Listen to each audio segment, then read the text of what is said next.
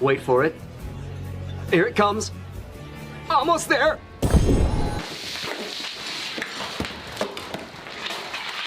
Whether you need materials, build-enabling uniques, or just want to show off your massive schlong with a bunch of Ubers, they all have one thing in common. You need to kill the diabetic fatty and all of his friends for it to happen. And in this guide, I'll cover how I farm materials to kill him thousands of times for those sweet mythic uniques, but also where you can find all the Uber bosses and what they drop. Okay, and for the dogshit newbies out there, what are mythic uniques even? Well, they're godly items. You can find them anywhere in the game, but doing so is basically the same as winning the lottery except for within one place, and that is in the tormented boss ladder. So let's get started right away where we find the materials to kill those tormented bosses, shall we? Because to kill them, you need to do some work first. If we start by hovering some of the materials, your head starts hurting, because apparently these materials drops from all over the goddamn map. But you only need to know of two places. To start off, we have the Undercity. This is by far the best way to obtain materials, but to do it, you need these tributes. And this is where the beauty of this strat comes into play. You obtain these tributes from Uber bosses, you slap them into the brazier, and you obtain materials to kill more Uber bosses. You may see where this is going, but if you get 4 people together and run these Undercities with the tributes, you now have basically unlimited boss summoning materials. You simply rotate who uses their tribute, you farm materials, and you rotate who summons the bosses. Easy peasy thousands of Uber runs. Epic, huh? And in case you're one of those lone wolf sigma skibidi riz fucking idiots that refuse to play with other people, then there is another way. You still want to abuse this strat and use up all of your tributes, but that won't be enough. So this is where you want to head on over to kill the gaping asshole walking around. Do this and grab Opals of Torment. You now want to take these to the pit, run it a gazillion times, and each run should drop you Uber materials. So not only are you leveling your glyphs, but you are also obtaining the materials you need at the same time.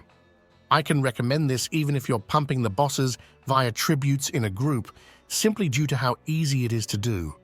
And how the hell do you find a group to farm with? Well, damn, I have a Discord in the description, and we run them there. But you can also try the Dungeon Finder or the Sanctuary Diablo 4 Discord. There are lots of ways to find groups right now, only issue is during down periods doing the seasons. Alright, so that's the 2 best strats. What else is there? Well, you just look at the materials. The 3rd best way to obtain distilled fears is from nightmare dungeons. Living steel can be found in Hell Tides, and malignant hearts in Tree of Whisper Turnins. The best way to get exquisite blood is to spam the Blood Maiden in Hell Tides, and the rest of the materials are obtained by killing the other bosses. So if you for some reason only need to kill one boss in particular, then you can farm the materials this way as well. Now let's cover those bosses now in a bit more detail, shall we? Because each of these bosses has a different loot table, and pretty much every build in the game has some kind of build-enabling unique that you need for the build to work. And Maxroll has this loot table in a neat list for you. So what I always do when I need a build-enabling unique is to bring forth this boss loot table and Control F the item I need. I then find it easily and can go there to kill him. For example, the Rod of Kepelek. Here I'd go for the diabetic fatty and rip him a new one. But just so you have an overview of all the Uber bosses, let's start with Grig and what you want to do with him. Oh well, you obviously want to rip his asshole right open, but you also want him for some loot. You spawn him using living steel and he's found right here below Kedbadu. Assuming all of you play Cringeborn this season, you find your Midnight Sun Ring here, which you need for any good Season 6 build pretty much. The other classes also have some build-enabling uniques, such as Earthbreaker for Woodchopper Landsliders, loads of Sorcerer builds, and Path of Traggle for the Boner Spirit enjoyers. For the Beast in the Ice, he's right below Kyovashad. If you're playing with Harmony of Ibiwake, then this is where you find that one. The Sorcerer Fireballs is also a massive one this season, and you'll need to kill the Ice Guy as well. Next we have Lord Zir. I always forget where this perverted fuck is, but the Ice Dude, Kyovashad, and him make up some kind of triangle. This guy has quite a few epic uniques, apart from Cringeborn, which mainly has shit. The Neckbeards has to farm this guy for the Blood Artisans to play the Bloodwave build. Druids need the Wild Heart Hunger for loads of builds. Winterglass, if you want to play with Frozen Balls. Ramaladnis for Whirlwind, and Scoundrel's Kiss if you want to play Rapid Fire. A great boss to farm, honestly, unless you're a Cringeborn, of course. We then get to the big guys of the boss ladder, or rather, Diabetic Fatty and Woman. These two have the same loot tables, so you'll basically just keep running both of them. Diabetic guy is just southeast of Gearkul, and this is where you find the best item in the game, Rod of Kepaleke. Just keep blowing him up hundreds of times, and you'll surely get a decent one. You also want a Banished Lord's Talisman here, and you can find Tibalt's Will as well, if you need it. Other than that, though, most other items are shit for the Cringeborn.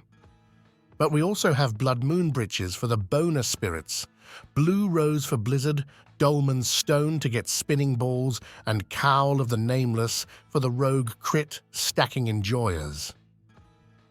And finally, Andariel. This is yet another boss that I barely ran the previous seasons, but now we want to kill her for sure. She's just east of the Tarsarak waypoint, making yet another lovely triangle with Zabin Zet and Gearkul.